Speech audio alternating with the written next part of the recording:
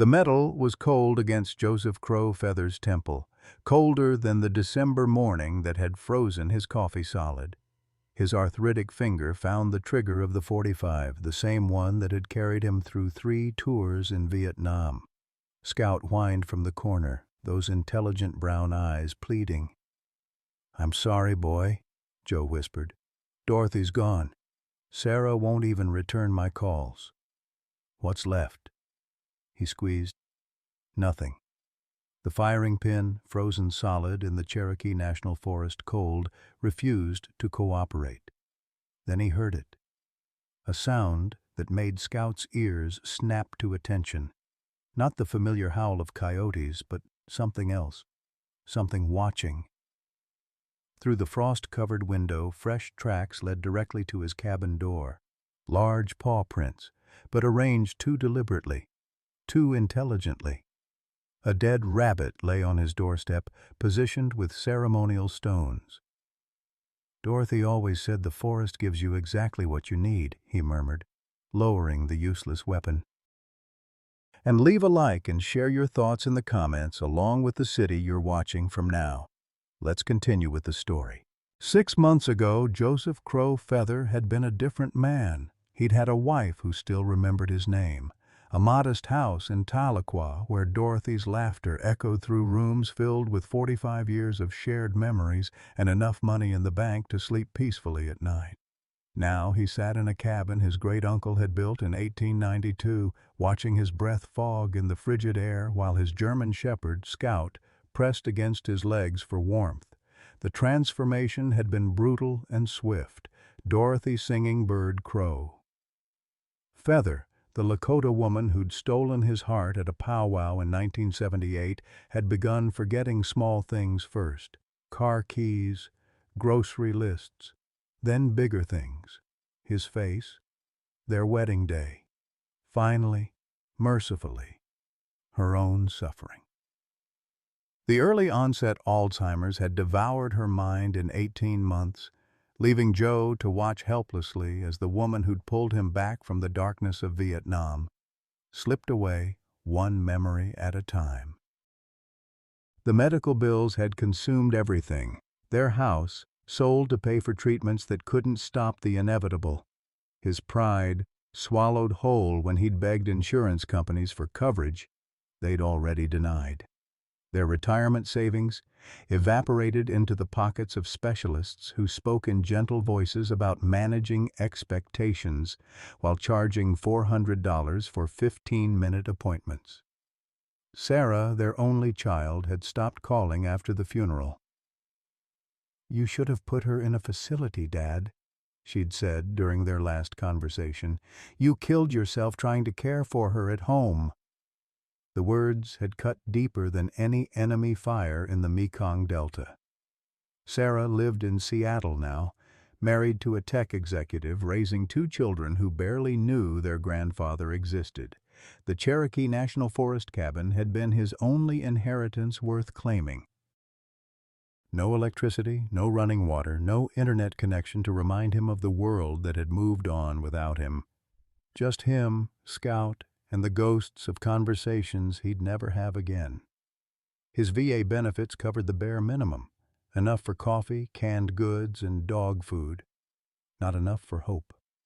For 3 tours in Vietnam, Joe had been Sergeant Crow Feather, respected by his men, decorated for valor under fire.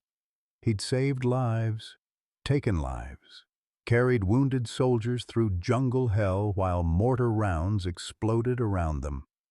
Now he was just another broken-down veteran whose wife was dead and whose daughter wished he was too. Scout had appeared after Dorothy's funeral, officially assigned as a therapy animal, though Joe had never requested one.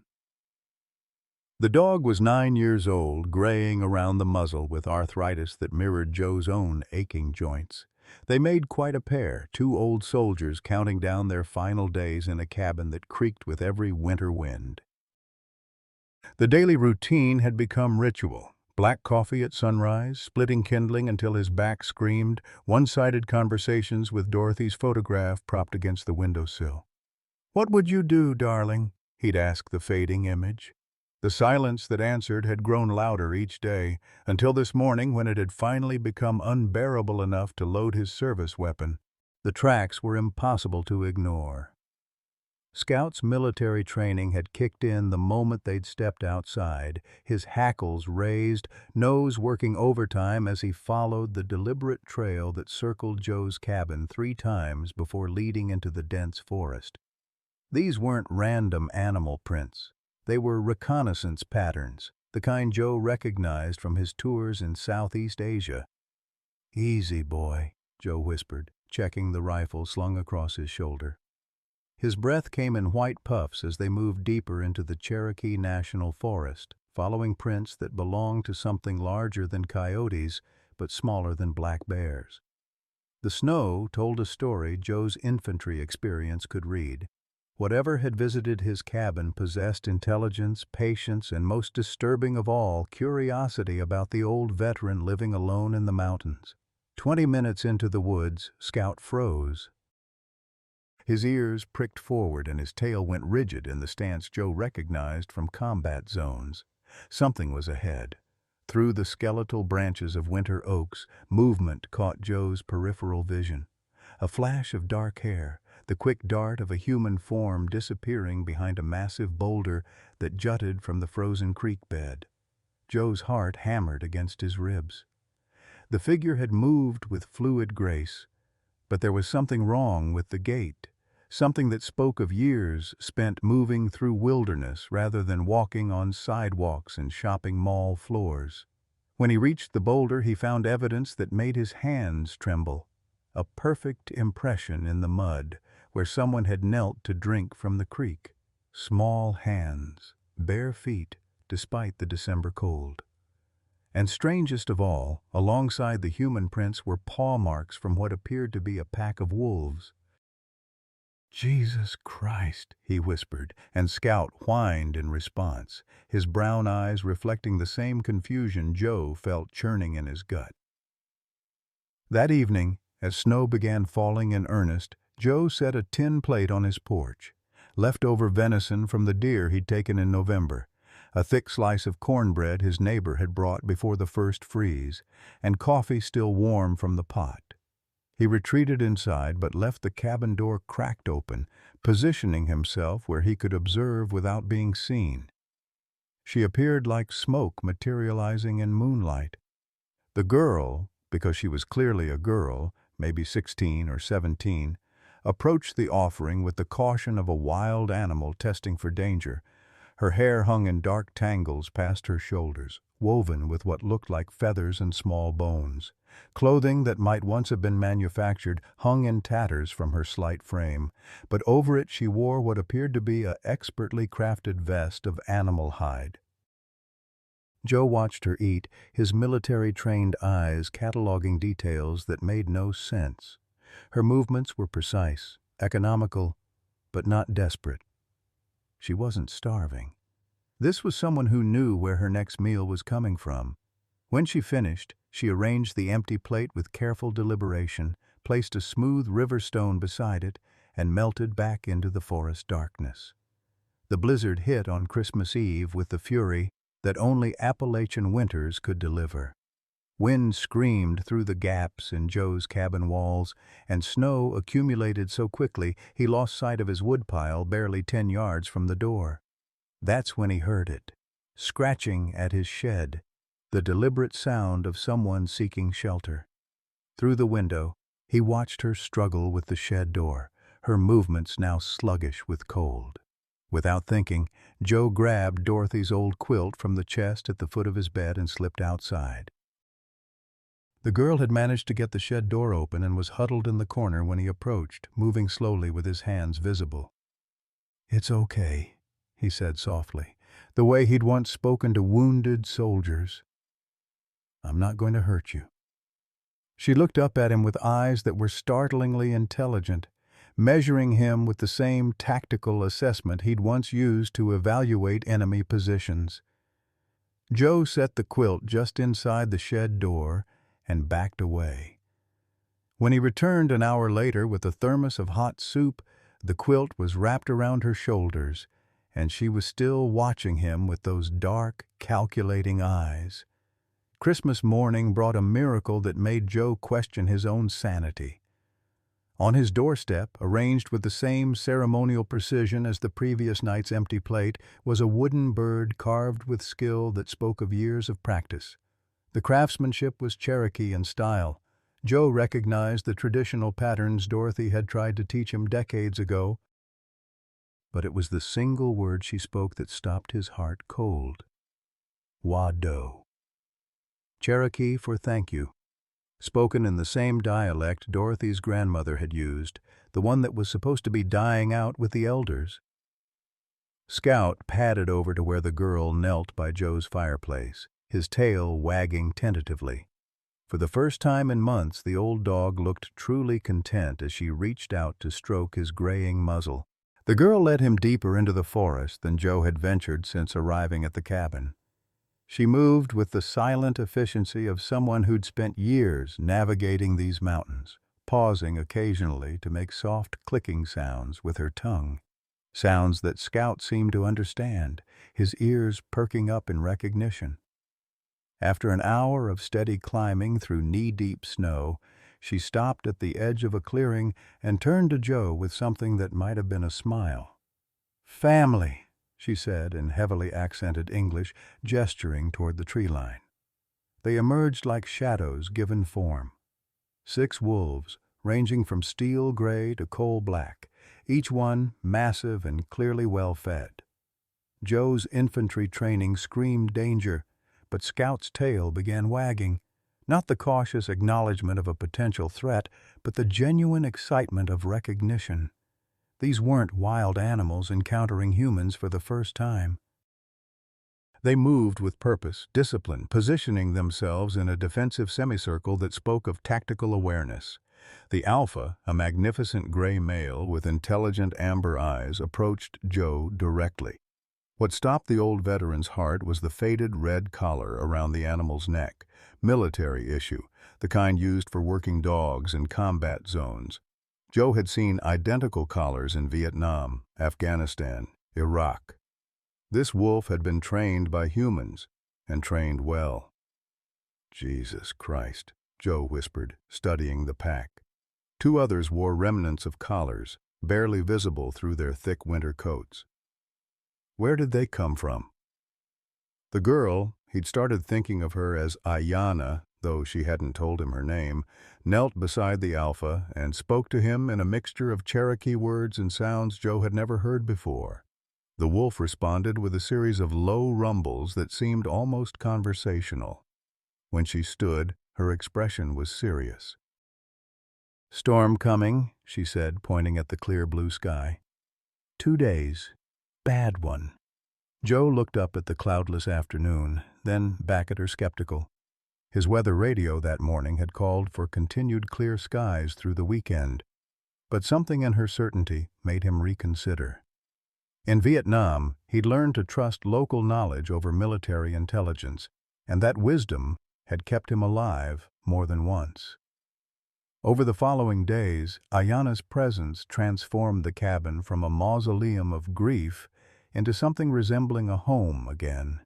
She moved through the space with careful respect, never touching Joe's belongings without permission, always replacing items exactly where she'd found them. But her impact was undeniable. She noticed Scout's stiff movements and disappeared into the forest, returning with an armload of plants Joe didn't recognize. "For old warrior," she said, grinding the herbs into a paste with tools she'd crafted herself. When she rubbed the mixture into Scout's joints, the dog's relief was immediate and obvious. His limp disappeared, and for the first time in months, he moved like the military working dog he'd once been. "How did you know?" Joe asked, watching Scout bound through the snow like a puppy. Ayanna tapped her temple. "Grandfather Mountain Walker teach. Plants know things, animals know things. People forget knowing." The name sent a chill through Joe's chest. Mountain Walker wasn't a common Cherokee surname, but he'd heard it before, spoken in hushed tones among veterans who'd served in special operations. Ghost stories, mostly. Rumors of a soldier who'd gone native in Southeast Asia and never came home. That evening, as Ayanna sat by the fireplace learning to read from Dorothy's collection of Cherokee folk tales, Joe noticed something that made his blood run cold. A chain around her neck, mostly hidden beneath her handmade clothing, held two items, a carved bone pendant and a set of military dog tags. When she leaned forward to examine a particularly difficult word, the tags caught the firelight and Joe could make out partial lettering, Mountain Walker, Tom. His hands shook as he poured himself another cup of coffee. Thomas Mountain Walker had been real, not just a legend. And somehow, this girl had known him well enough to carry his identification. The implications sent Joe's mind racing through possibilities he didn't want to consider. Had she found the tags on a body? Had she been with him when he died? Most troubling of all, what kind of man taught a child to live with wolves in the Cherokee National Forest? The storm hit exactly when Ayanna had predicted, with a ferocity that reminded Joe why his ancestors had called this land sacred and dangerous in equal measure. Snow fell so thick he couldn't see his woodpile 10 feet from the cabin door, and wind howled through the mountains like the voices of angry spirits. For 3 days they were trapped together, while nature demonstrated its absolute authority over human plans. During those long hours, Joe began to understand the depth of Ayanna's unusual education. She could predict weather patterns by watching cloud formations and bird behavior. She knew which plants provided medicine and which ones would kill. Most remarkably, she could communicate with Scout using a combination of sounds and gestures that seemed almost like a second language. Military dogs learn different, she explained when Joe asked about her connection with Scout. Heart language, trust language, same as wolves. But it was her knowledge of Cherokee traditions that truly unsettled him. She knew stories Dorothy had struggled to remember, ceremonies that were supposed to be dying out with the elders. When she spoke Cherokee, it was in an ancient dialect that predated the Trail of Tears, as if she'd learned the language from someone who'd preserved it perfectly across generations. On the storm's final night, as they sat watching embers glow in the fireplace, Ayanna finally spoke about her past. "Grandfather Mountain Walker, gone 2 winters," she said quietly. "Teach me everything before.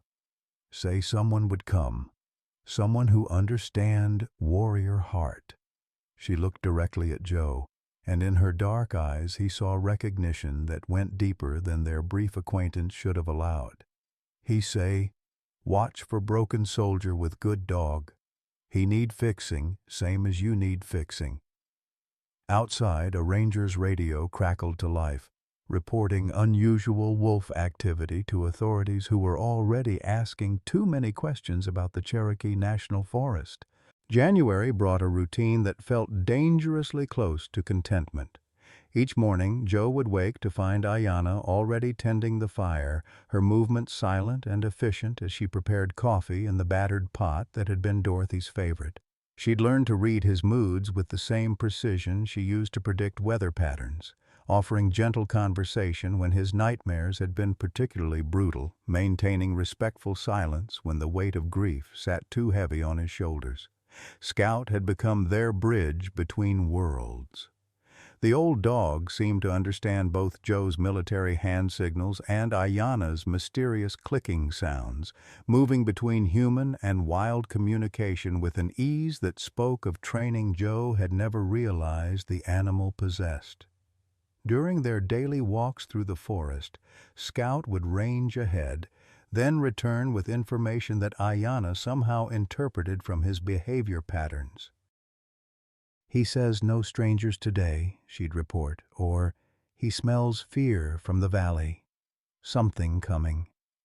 Joe had stopped questioning how she knew these things. In Vietnam, he'd learned to trust intuition over intelligence reports, and Ayanna's instincts had proven accurate every time. The storm she'd predicted had lasted exactly 3 days. The mild weather she'd forecast for early January had arrived precisely on schedule.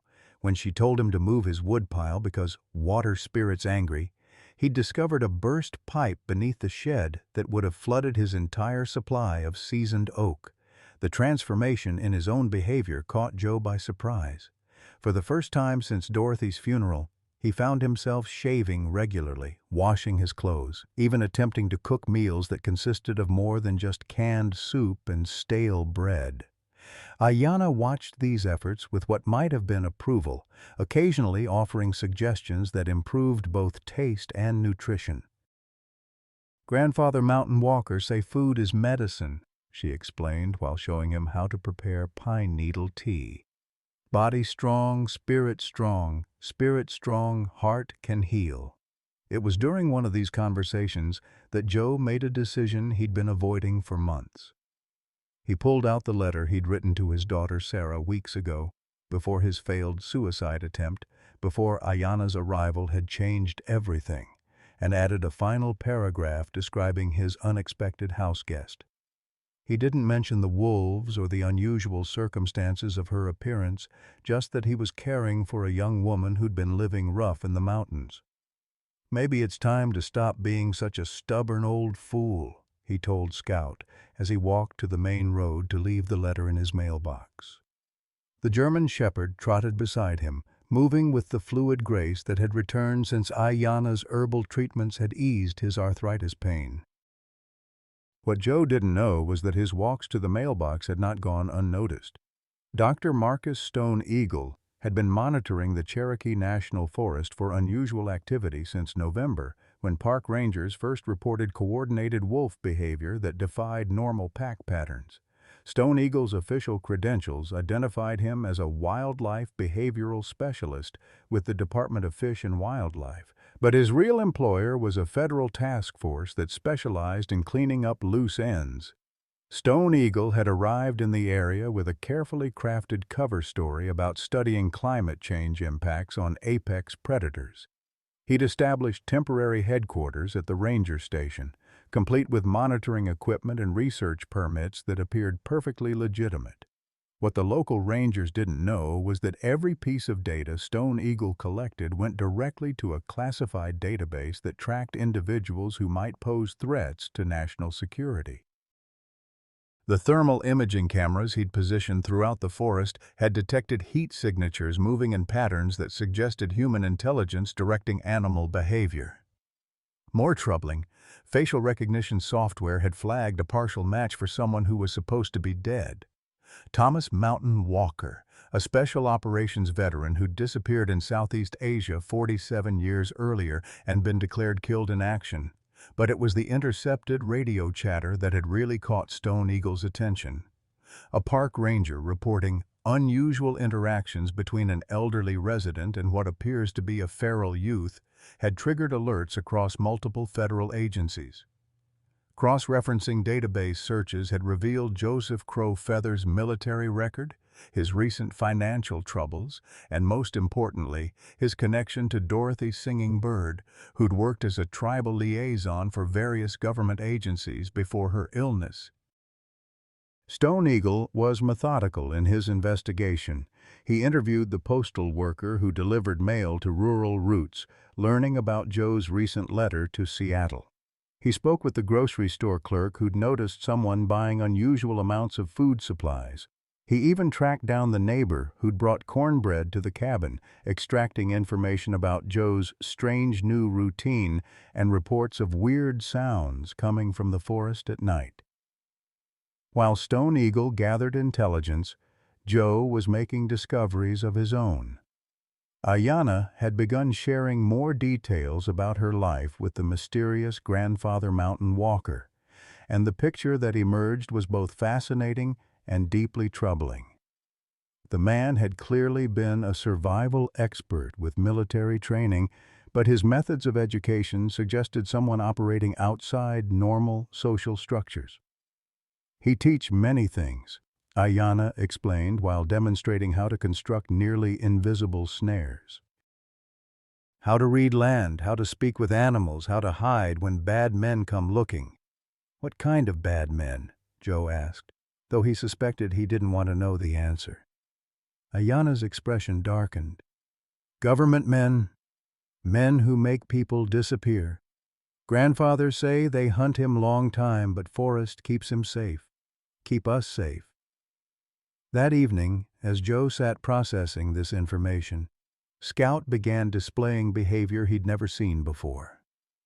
The dog's ears pricked forward, and he moved to a precise position beside Joe's chair.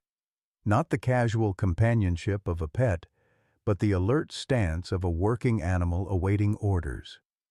When Joe unconsciously reached for his chest, feeling the familiar tightness that preceded his most severe anxiety attacks, Scout immediately pressed against him, applying steady pressure that somehow eased the panic before it could fully develop. "Jesus," Joe whispered, staring down at the German shepherd. "You're not just a therapy dog, are you?" "You were trained for this specifically." Scout's tail wagged once, a controlled movement that seemed almost like confirmation. That night, Joe searched through the paperwork that had accompanied Scout's assignment, documents he'd barely glanced at during the chaotic weeks following Dorothy's funeral. Buried in the fine print, he found references to specialized behavioral intervention protocols and widower support programs. The realization hit him like physical blow. Dorothy had arranged this. Somehow, in the midst of losing her mind to disease, his wife had orchestrated Scout's assignment as her final act of love and protection. The dog wasn't just randomly assigned, he'd been specifically trained to recognize and interrupt suicidal behavior patterns.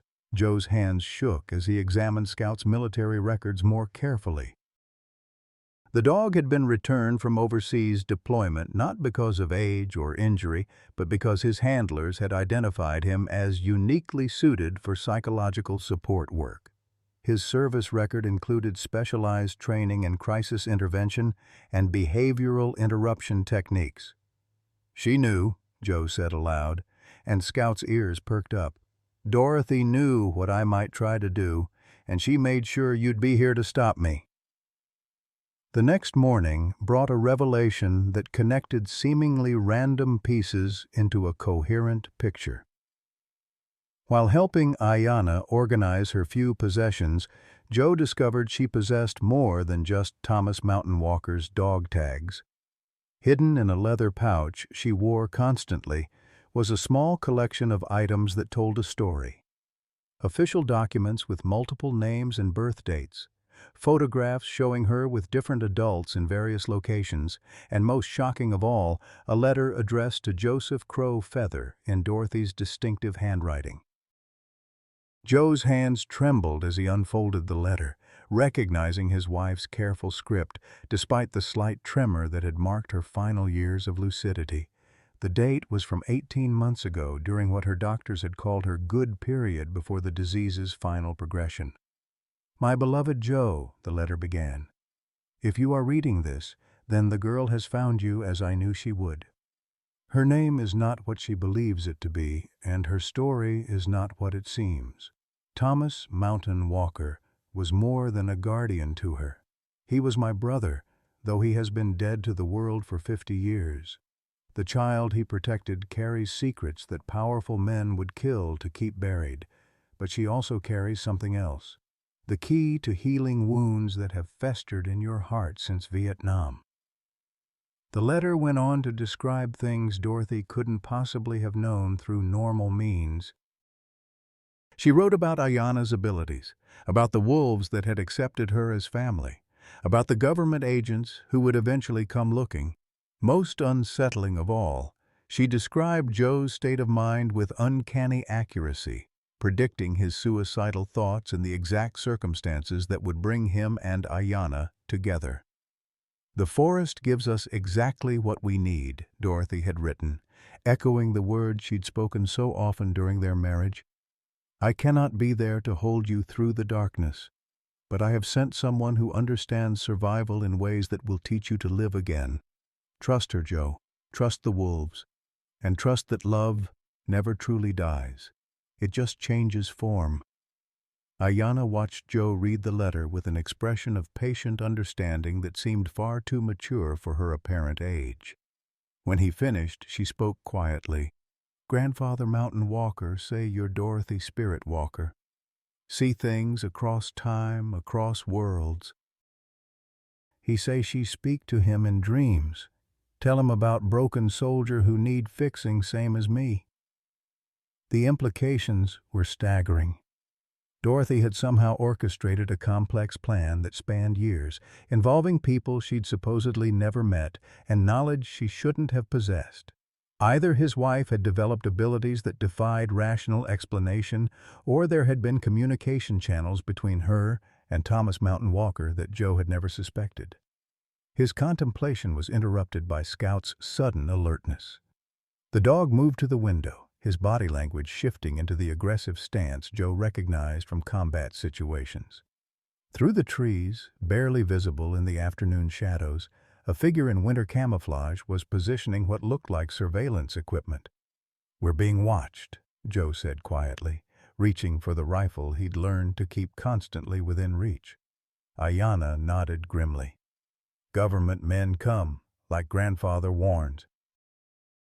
Time to decide, run or fight." But as Joe studied the professional efficiency of whoever was conducting surveillance on his property, he realized those might not be the only options. The letter from Dorothy had mentioned secrets that powerful people wanted to keep buried. Perhaps it was time to stop being the hunted and start being the hunter. Outside, Dr. Marcus Stone Eagle adjusted his telephoto camera lens and smiled.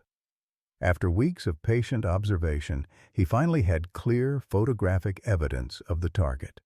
Tomorrow, he would request federal backup to execute what he planned to classify as a rescue operation. He had no idea that inside the cabin, a Cherokee veteran was reading his dead wife's prophetic warnings and planning a counterattack that would turn Stone Eagle's carefully orchestrated hunt into something far more dangerous than the federal agent had anticipated. The sound of helicopter rotors cutting through the January morning air sent Scout into full alert mode. Joe had been splitting kindling behind the cabin when the familiar thrum-thrum-thrum of military aircraft triggered memories from 3 tours in Vietnam. But this wasn't Southeast Asia, and the UH-60 Black Hawk descending toward his property wasn't there for medical evacuation or supply drops. Ayanna appeared at his side like smoke, her face pale with the kind of fear Joe had seen in civilian populations caught between warring factions. "Bad men come," she whispered, her hand instinctively moving to touch the dog tags around her neck. "Grandfather Mountain Walker always say this day would come." Through the trees, Joe could see armed figures in tactical gear deploying from the helicopter with military precision. These weren't park rangers or local law enforcement. They moved with the coordinated efficiency of federal operators who'd done this kind of work before. At their head walked a man Joe recognized from days of surveillance, Dr. Marcus Stone Eagle, no longer bothering to maintain his cover as a wildlife researcher. "Joseph Crow Feather," Stone Eagle's voice carried clearly across the snow-covered clearing as his team took positions around the cabin. "I'm Dr. Marcus Stone Eagle, federal agent. I'm here about the girl you're harboring. We know she's inside, and we know who she really is." Joe stepped onto his porch, rifle held casually but ready. Scout pressed against his legs, every muscle tense. Behind him, he could hear Ayanna moving through the cabin with practiced silence, gathering the few possessions that mattered to her survival. "Don't know what you're talking about," Joe called back, his voice steady despite the adrenaline flooding his system. "Just me and my dog out here." Stone Eagle smiled, the expression cold and professional. "Sarah Windwalker. That's her real name, Mr. Crow Feather. Though I notice she shares a first name with your estranged daughter. Interesting coincidence. Sarah has been missing from federal witness protection for 2 years.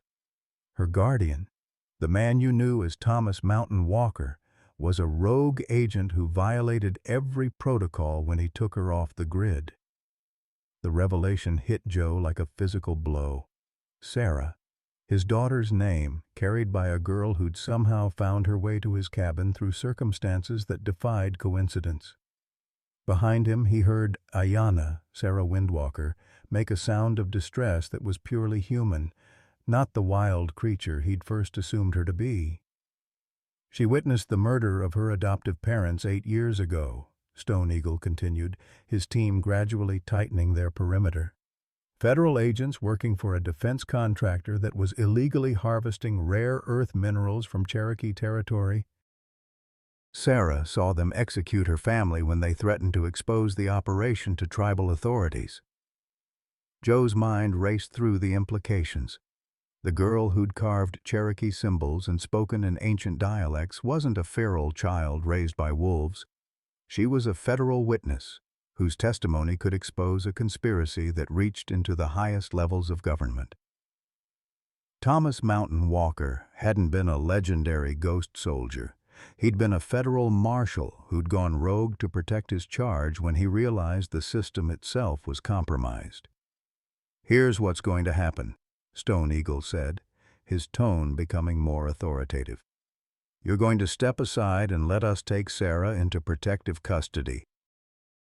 She'll receive proper psychological care for the trauma of living wild for 2 years, and you'll be compensated for your humanitarian assistance." "And if I refuse?" Joe asked, though he already knew the answer from the way Stone Eagle's operators were positioning themselves for assault. "Then you'll be classified as an accomplice to federal fugitive harboring, and we'll extract her by force. Either way, Sarah Windwalker is coming with us today." What Stone Eagle didn't expect was the low whistle that came from inside the cabin, a sound that made Scout's ears prick forward and his tail stiffen. Within seconds, the forest around them began to fill with shapes that materialized like gray ghosts. The wolf pack, responding to Ayanna's call, emerged from their concealment positions with the tactical awareness of a trained unit. "What the hell?" one of Stone Eagle's operators started to say, then stopped as 6 adult wolves arranged themselves in a defensive formation that any military tactician would recognize. These weren't random predators. They moved with purpose and coordination that spoke of leadership and training. Stone Eagle's expression shifted from professional confidence to genuine concern. "Stand down," he barked at his team as weapons swung toward the wolves. "Do not engage wildlife unless directly threatened. We're not here to create an ecological incident." That hesitation was all Joe needed. His military training, dormant for decades but never truly forgotten, kicked in with crystalline clarity. He whistled sharply, a signal Scout recognized from their daily walks, and the German Shepherd immediately moved to a flanking position that would give him a clear attack route to Stone Eagle's left side. "Ayanna!" Joe called without taking his eyes off the federal agents. "Sarah? Whatever your name is, there's a back exit through the storm cellar. Take the wolves and head for the ridge trail. I'll buy you time." "No." Her voice came from directly behind him, and Joe realized she'd moved onto the porch without him hearing her approach. "Grandfather Mountain Walker teach me. Never leave warrior behind. We go together, or we don't go." Stone Eagle was speaking rapidly into his radio, calling for backup that Joe knew was probably already en route. They had minutes at most before the situation escalated beyond any hope of escape. But it was the sound of approaching vehicles that made Joe's blood run cold, not more federal agents but a local sheriff's cruiser whose arrival meant their escape routes were being systematically cut off. Sheriff William Redhawk emerged from his patrol car with his hand resting on his service weapon, his face grim. Joe had known Redhawk for 15 years, had considered him a friend and ally in the isolated community that surrounded the Cherokee National Forest. The betrayal was like taking a knife to the gut. "Sorry it's come to this, Joe," Redhawk said, his voice carrying genuine regret. "But there's things bigger than both of us at play here. Federal contract says the girl comes in alive, and anyone who interferes becomes a national security risk." "How much are they paying you, William?" Joe asked quietly, his rifle still trained on Stone Eagle but his eyes measuring the distance to cover, calculating angles of fire, assessing escape routes with the tactical mind that had kept him alive in 3 combat tours. "Enough to retire my wife's medical debt and put my kids through college," Red Hawk replied. "Sometimes a man's got to choose between his conscience and his family's future." It was then that the first shot rang out, not from any of the humans, but from Stone Eagle's sniper, positioned on the ridge behind the cabin, aiming for the alpha wolf that had moved too close to the federal agent. The bullet struck the magnificent gray male in the shoulder, spinning him around and sending him crashing into the snow with a yelp of pain and fury. The pack's response was immediate and devastating. Years of living with Ayanna had taught them to work as a coordinated unit, and the attack on their leader triggered defensive behaviors that overwhelmed Stone Eagle's carefully planned operation. Wolves scattered the federal agents, forcing them to take defensive positions while trying not to kill protected wildlife that was now actively hunting them. In the chaos, Joe grabbed Ayanna's hand and ran. Behind them, Scout engaged 2 agents with the precision of his military training, buying precious seconds while Joe and the girl crashed through the underbrush toward the storm cellar that would lead to the network of caves Ayanna had shown him weeks earlier. But Joe's 68-year-old body, weakened by months of poor nutrition and decades of untreated PTSD, couldn't sustain the pace their escape demanded. As they scrambled up the ridge trail, his chest began to constrict with the familiar pain he'd been ignoring for weeks. His left arm went numb, and the world tilted dangerously as his heart struggled to pump blood through arteries narrowed by stress, grief, and the accumulated damage of a hard life. "Can't," he gasped, stumbling against a pine tree as his vision darkened around the edges. "Can't keep going." Ayanna spun around, her face transforming from the wild creature who communicated with wolves to something else entirely. A young woman who possessed medical training that went far beyond herbal remedies. Her hands moved to his chest, feeling for his heartbeat, checking his pulse, assessing symptoms with the efficiency of someone who'd been taught emergency medicine by a professional. "Heart attack," she said with calm certainty. "Need to get you down, get blood flowing." Without hesitation, she began CPR compressions, counting under her breath in Cherokee while her hands worked with mechanical precision to keep Joe's heart beating. Through the trees, they could hear Stone Eagle's team regrouping, calling in their position, coordinating a search pattern that would inevitably find them. The wolves were still harassing the federal agents, but it was only a matter of time before superior numbers and firepower overwhelmed even their coordinated resistance. Ayanna faced the choice that would define not just her survival, but her understanding of what family truly meant. She could abandon Joe to save herself, disappearing into the wilderness where even federal agents with helicopter support couldn't track her. Or she could stay with the man who'd shown her kindness, who'd treated her as family rather than as a problem to be solved, even if it meant capture and the end of the only free life she'd ever known. Her decision was swift and absolute. She whistled a complex pattern that brought the remaining wolves to their position, arranged them in a defensive perimeter, and continued performing CPR on Joe while Stone Eagle's voice echoed through the forest, calling for their surrender. "Not leaving you," she told Joe's unconscious form, her voice carrying the same determination that had kept her alive through 8 years of impossible circumstances.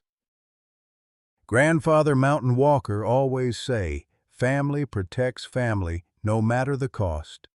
Above them, the helicopter circled like a mechanical vulture, while below, federal agents closed in on their position with the inexorable efficiency of a trap that had been years in the making. The federal agents found them 20 minutes later, following the blood trail from Joe's nosebleed and the clear tracks Ayanna had left in the snow while performing CPR. Stone Eagle emerged from the tree line with his weapon drawn, his tactical vest marked with wolf bites, and his face grim with the kind of professional anger that comes from operations gone sideways. Joe was conscious, but weak, propped against a fallen log while Ayanna knelt beside him, her hands still monitoring his pulse. The remaining wolves had formed a protective semicircle, but they were outnumbered and outgunned, their alpha wounded and unable to coordinate their defense effectively. "It's over," Stone Eagle announced, his rifle trained on the gray wolf that had taken point closest to Joe.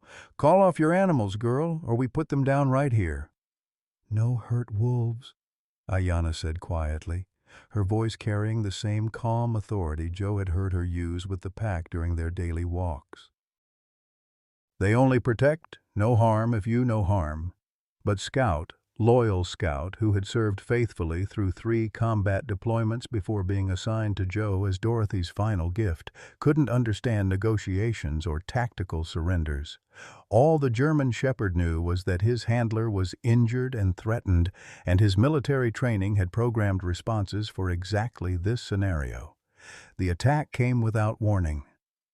Scout launched himself at Stone Eagle with the speed and precision of a working dog bred for war, his teeth seeking the agent's throat with lethal intent. The federal agent went down hard, his rifle discharging harmlessly into the pine canopy as 90 pounds of trained aggression drove him into the snow. "Scout, no!" Joe screamed, but his voice was weak, and the dog was already committed to his assault pattern. The shot came from Agent Catherine Iron Wolf, Stone Eagle's second-in-command, who had positioned herself with a clear field of fire. The .40 caliber bullet took Scout in the chest, spinning him away from Stone Eagle and sending him crashing into a snowbank that immediately began turning red. Joe tried to rise, tried to reach his dying companion, but his damaged heart couldn't provide the strength his grief demanded. He crawled through the snow instead, his movements desperate and clumsy, until he could gather Scout's head in his lap. The German Shepherd's brown eyes found his, still intelligent despite the blood frothing from his mouth. "I'm sorry, boy," Joe whispered, his tears freezing on his cheeks as Scout's breathing became labored and irregular. "I'm so sorry. Dorothy sent you to protect me, and I got you killed instead." Scout's tail managed one weak wag, as if to say it had been worth it, that protecting his handler was what he'd been trained for, what he'd wanted to do. Then the light faded from those loyal brown eyes, and Joe was alone in a way he hadn't been since Dorothy's death. "Secure the girl," Stone Eagle ordered, brushing snow from his tactical vest as he regained his feet. "Sedate her if she resists. We're extracting immediately." Ayanna didn't resist. She looked at Joe with eyes that held profound sadness but no accusation, then allowed herself to be zip-tied and led toward the helicopter that had landed in the nearest clearing. As the agents marched her away, she turned back once to speak words in Cherokee that Joe's grief-stricken mind couldn't immediately translate. "What did she say?" Stone Eagle demanded. Joe wiped his eyes with the back of his sleeve, Scout's blood staining his jacket. "She said, 'The circle will complete itself. Grandfather Mountain Walker's promise still stands.'" "Mystical bullshit," Stone Eagle muttered. "Load her up. We've got a schedule to keep." They left Joe there in the snow with Scout's body, apparently satisfied that a 68-year-old man with a heart condition posed no further threat to their operation. The helicopter lifted off with Ayanna aboard, disappearing over the ridge toward whatever federal facility would become her new prison. The wolves, leaderless without their alpha, and confused by the human violence they'd witnessed, melted back into the forest like smoke. Joe sat in the gathering darkness, cradling Scout's cooling body and remembering another time he'd held a dying companion while enemy forces withdrew from a battlefield they'd already won.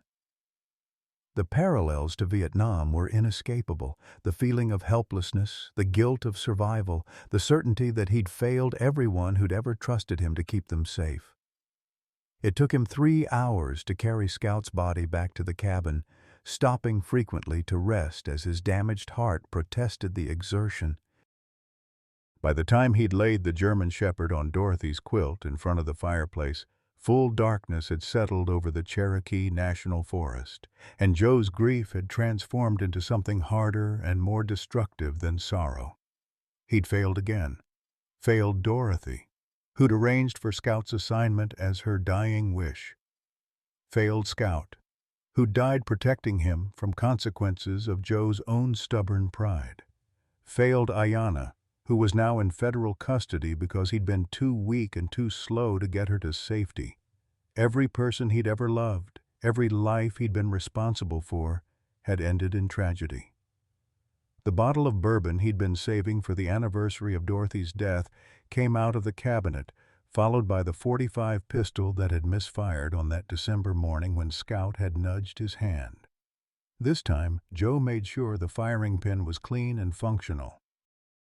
This time, there would be no mechanical failure to prevent him from ending the cycle of death and disappointment that seemed to follow him like a curse. His phone rang as he sat at the kitchen table, weapon in one hand and Dorothy's photograph in the other. The caller ID showed a Seattle area code, his daughter Sarah, calling for the first time in 2 years. "Dad?" Her voice sounded distant and professional, like she was handling an unpleasant but necessary business transaction. "I got word from some federal agents that you've been having difficulties, harboring a fugitive, suffering from delusions about talking to wolves."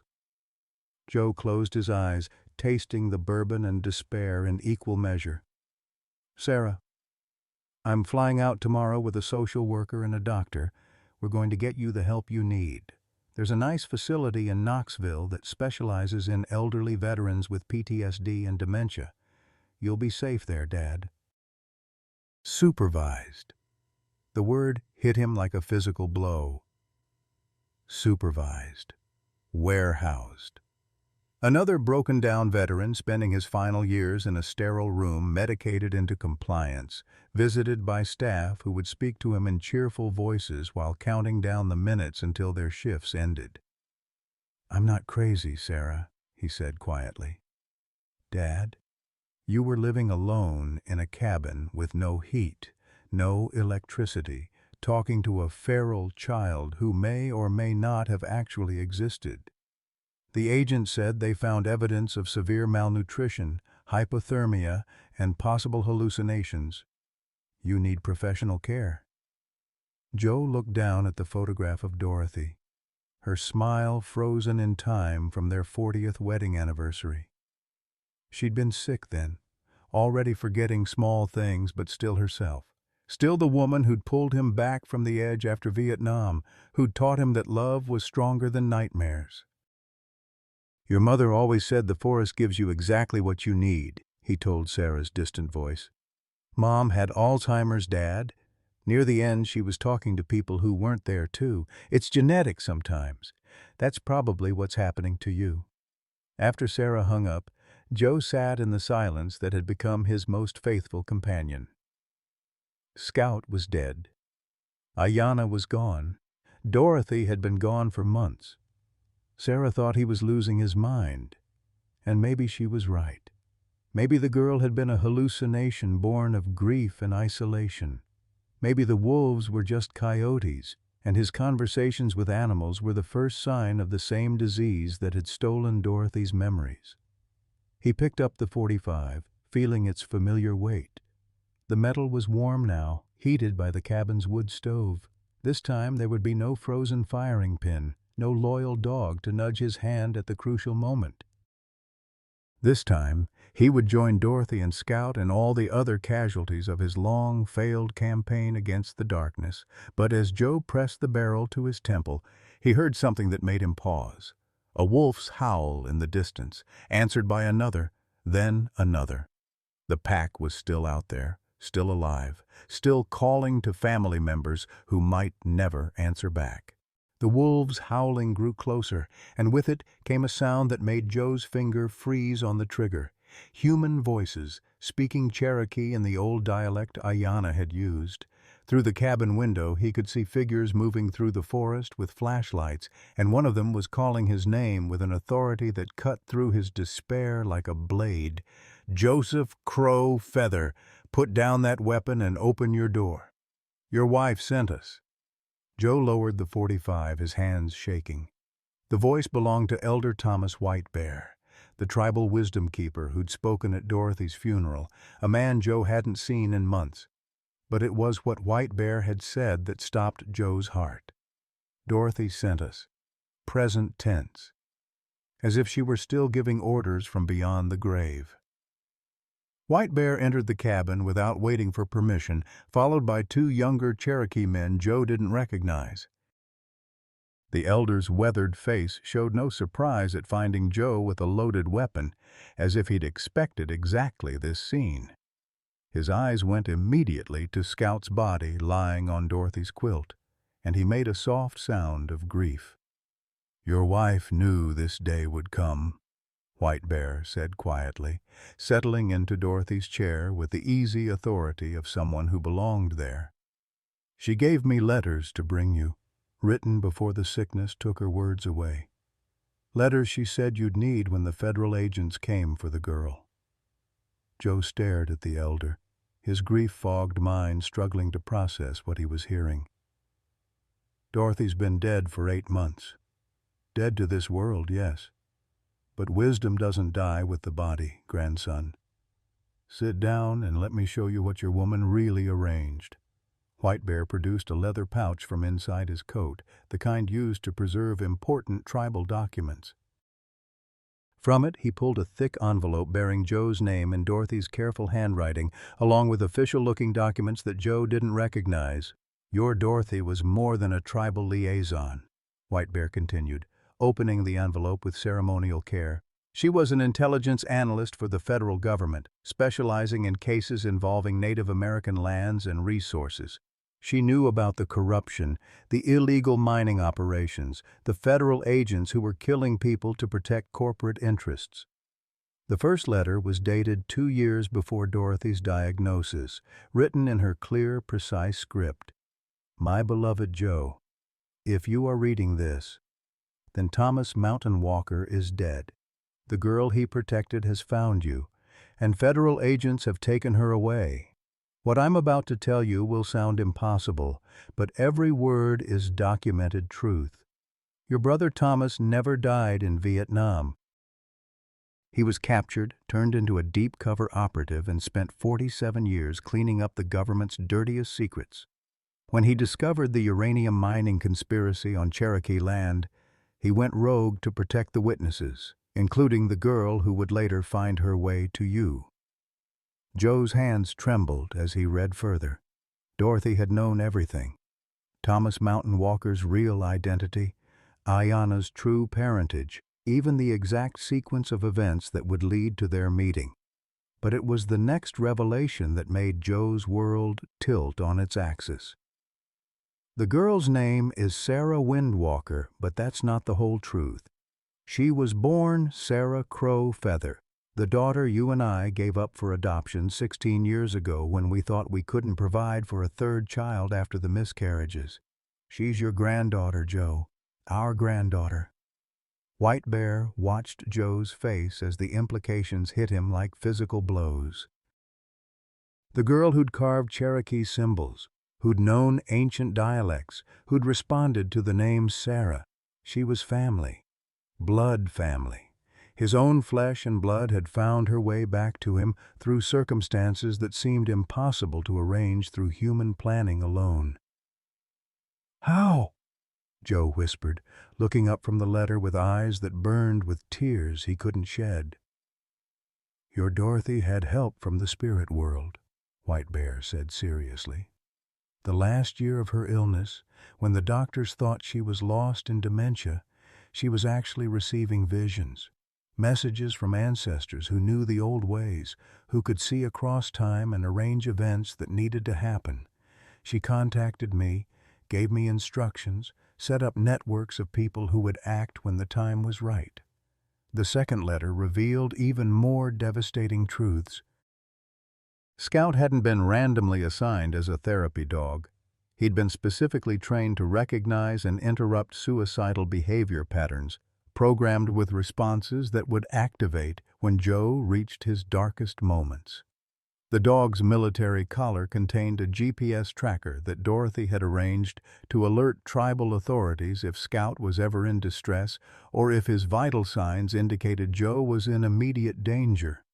Scout's death activated the beacon, White Bear explained. That's how we knew to come tonight.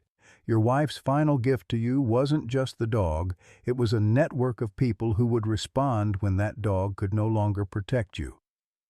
But it was the third letter that revealed the most shocking truth of all. Dorothy's apparent confusion during her final months, the strange things she'd said about the girl in the woods and finding the wolves, none of it had been dementia.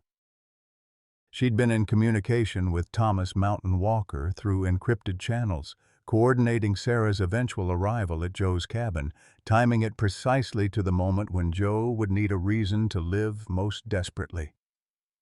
She planned it all, Joe said, his voice filled with awe and grief in equal measure. Every detail, the cabin, Scout, Ayanna finding me, even timing it to when I'd be ready to. He gestured at the pistol he'd dropped on the table. Your woman was a warrior, same as you, White Bear said. But she fought battles in the realm of spirit and planning, battles that took years to win. The federal agents think they've captured a witness. What they've actually done is walk into a trap 40 years in the making. One of the younger men stepped forward, introducing himself as Detective Michael Storm Cloud with the Cherokee Nation Police. We've been building cases against the federal agents involved in the mining conspiracy since your wife first contacted us. Agent Stone Eagle and his team have federal warrants out for their arrest. They're the criminals now, not the girl. We just needed them to reveal themselves by making their move. Joe felt something shift in his chest, a loosening of the grief and guilt that had been crushing him for months. Dorothy hadn't abandoned him to face the darkness alone. She'd orchestrated a campaign that spanned years, involving dozens of people, all designed to bring him back from the edge when he needed it most. Where is she? He asked, reaching for his coat. Where did they take Sarah? Federal holding facility in Knoxville, Stormcloud replied. But they won't have her long. We've got federal marshals en route with arrest warrants for Stone Eagle's entire team. By morning, they'll be the ones in custody. White Bear stood, placing a weathered hand on Joe's shoulder. Your war isn't over, grandson. Your wife has given you the weapons you need to win it. The question is, are you ready to stop mourning the dead and start fighting for the living? For the first time in months, Joe felt purpose flowing back into his veins like medicine. The federal facility in Knoxville fell like a house of cards within 18 hours. Joe watched from the Cherokee Nation Police Station as news trucks surrounded the building where Stone Eagle and his team had been holding Sarah, their arrest warrants executed by federal marshals who'd been investigating the mining conspiracy for 3 years. Dorothy's intelligence network, it turned out, had included FBI internal affairs agents who'd been waiting for exactly this moment to spring their trap. Sarah Windwalker, his granddaughter, though the knowledge still hit him like lightning every time he thought it, was released into Joe's custody on a cold January morning that felt like the first day of spring. She emerged from the federal building wearing clothes that didn't fit, her wild hair tamed into a ponytail that made her look younger and more vulnerable than the forest creature who'd carved Cherokee symbols in his cabin. "Grandfather," she said quietly, using the Cherokee word Dorothy had taught Joe decades ago. Her voice carried none of the uncertain English she'd spoken in the woods. Apparently, her linguistic abilities had been part of Thomas Mountain Walker's careful preparation, designed to make her appear more feral than she actually was. "Sarah," Joe replied, then stopped, overwhelmed by the complexity of emotions flooding through him. This girl was his daughter's daughter, given up for adoption 16 years ago in a decision that had haunted both him and Dorothy through decades of what-if conversations. I don't know what to call you. Ayanna Good, she said, her smile carrying the same warmth that had lit up Dorothy's face. Mean, eternal blossom. Grandfather Mountain Walker say Dorothy choose name in spirit world, send to him in dream. The ride back to Cherokee Territory took 3 hours, during which Joe learned the full scope of Dorothy's impossible plan. Sarah Ayanna spoke in a mixture of English and Cherokee, describing years of preparation by Thomas Mountain Walker, who'd known his own death was approaching and had spent his final months training her for the moment when she'd need to find her way to Joe's cabin. He teach me follow stream patterns, read weather signs, track movement through forest. But most important, he teach me how to recognize broken warrior who need healing same as me. She paused, studying Joe's profile as he drove. Dorothy's spirit speak to him many times, tell him exactly where to find you, exactly what you need to learn. Joe's daughter, Sarah, the one he'd raised, the successful tech executive from Seattle, arrived 3 days later. Joe barely recognized her as she climbed out of the rental car, her expensive suit replaced by jeans and a Cherokee Nation sweatshirt, her carefully styled hair loose around shoulders that shook with nervous energy. The reunion at Dorothy's grave was awkward at first. 3 generations of Crow Feathers who'd been separated by grief, pride, and circumstances beyond their control. Adult Sarah stood on one side of the headstone, 16-year-old Ayanna on the other, with Joe caught in the middle trying to bridge a gap that felt wider than the Cherokee National Forest itself. I gave her up because I was scared, adult Sarah said finally, her voice breaking as she looked at the daughter she'd never known. 17, unmarried, no idea how to be a mother. I thought a stable family could give her everything I couldn't. Ayanna studied her birth mother with the same careful assessment she'd once used to evaluate Joe's trustworthiness. Stable family die. Car accident when I 8 years old. Bad men come after. Want to make me disappear too. Grandfather Mountain Walker save me, teach me survive until I strong enough find real family. Real family, adult Sarah repeated, the words hitting her like a physical blow. Blood not everything, Ayanna continued gently. Dorothy teach through letters, through dreams. Family is who show up when darkness come, who stay when others leave, who choose love over fear every day. The healing didn't happen overnight. Adult Sarah quit her job in Seattle and moved to a rental house near Tahlequah, close enough to be part of their lives but far enough to give everyone space to adjust. She began attending Cherokee language classes, learning traditions she'd abandoned in her pursuit of mainstream success. Most importantly, she started therapy to address the abandonment issues that had driven her away from her father and toward the controlled perfection of corporate life. Joe's own healing required different medicine. His heart condition, finally properly diagnosed and treated, stabilized with medication and lifestyle changes that Ayanna helped him maintain with the same careful attention she'd once given to wounded wolves. She taught him Cherokee words Dorothy had tried to preserve, helping him build bridges between his military past and the cultural identity he'd neglected for decades. The wolves, meanwhile, found new territory under the protection of tribal law. The surviving pack members, led by the alpha's mate after his recovery from Stone Eagle's bullet, established themselves in the forest surrounding Joe's cabin. They no longer approached the cabin directly, but their howling at night became a comforting presence, a reminder that family takes many forms and that loyalty transcends species boundaries.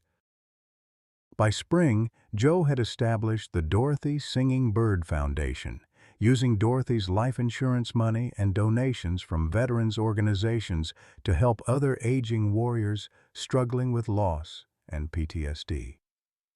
The foundation operated out of a small office in Tahlequah, but its real work happened in places like Joe's cabin, where volunteers matched isolated veterans with young people who needed mentors and purpose.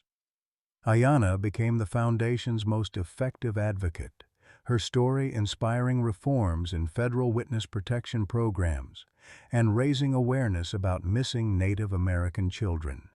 She split her time between the traditional education she'd missed during her years in hiding and the wilderness skills that remained essential to her identity. On weekends, she taught survival techniques to other Cherokee youth, passing on knowledge that Thomas Mountain Walker had preserved through her. The media attention was inevitable but carefully managed.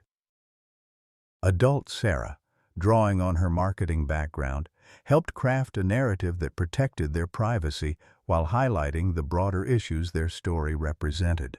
The photograph that went viral, 3 generations of crow feathers standing beside Dorothy's grave with a young German Shepherd puppy and several wolf cubs in the background, became a symbol of resilience and the power of unconventional families. But it was the private moments that mattered most to Joe.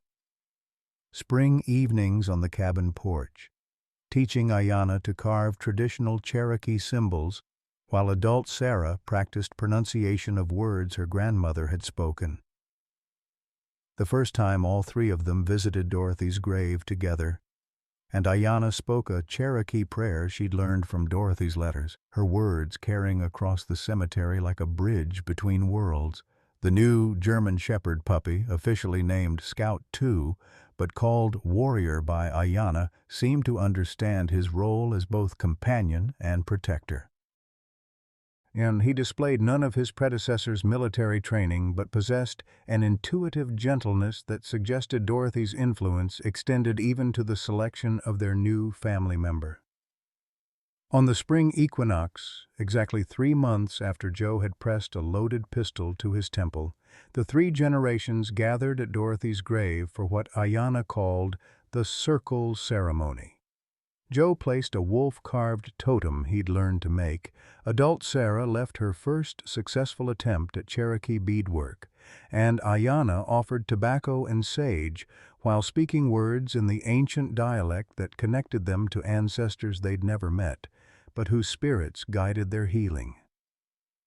Dorothy always said the forest gives you exactly what you need, Joe told his family as sunset painted the Cherokee National Forest in shades of gold and crimson. What I needed wasn't to forget the pain, but to transform it into something that could help others heal. Adult Sarah squeezed his hand, tears streaming down her face. "I'm sorry it took me so long to come home, Dad." "Family always finds way back," Ayanna said, with the wisdom of someone who'd spent 8 years learning that love transcends death, distance, and the mistakes that separate us from those who matter most. "Dorothy, teach me that. Love not end with death, just change form." As wolf song echoed through the mountains and Warrior played with his wild cousins in the gathering dusk, Joe finally understood Dorothy's greatest gift. She hadn't just saved his life. She'd taught him that family is eternal, that purpose can be found at any age, and that sometimes the wounded find each other exactly when healing needs to begin. Sometimes life strips away everything we thought defined us, the spouse who knew our stories, the children who've built their own worlds, the career that gave us purpose. Joseph Crow. Feather felt that crushing weight of irrelevance, sitting in a frozen cabin with a loaded gun, believing his story was over. But Dorothy's love reached beyond death through Scout's loyalty, through a lost granddaughter who needed exactly what Joe could offer, through a network of people who understood that warriors never truly retire. They just find new battles worth fighting. The forest gave Joe exactly what he needed. Not escape from pain, but transformation of that pain into purpose. His grief became the foundation for healing others. His isolation became the quiet space where broken families could reconnect. His military training became the strength to protect the vulnerable. The most profound truth Joe discovered wasn't that love survives death, but that our deepest wounds often become our greatest gifts to others. Every person who's lost their way, who feels forgotten or useless, carries within them the exact medicine someone else desperately needs. Your story isn't ending, it's waiting for its most important chapter. What loss in your life taught you something valuable about helping others? Have you ever discovered that your struggles prepared you perfectly for someone else's needs? Share your thoughts in the comments below.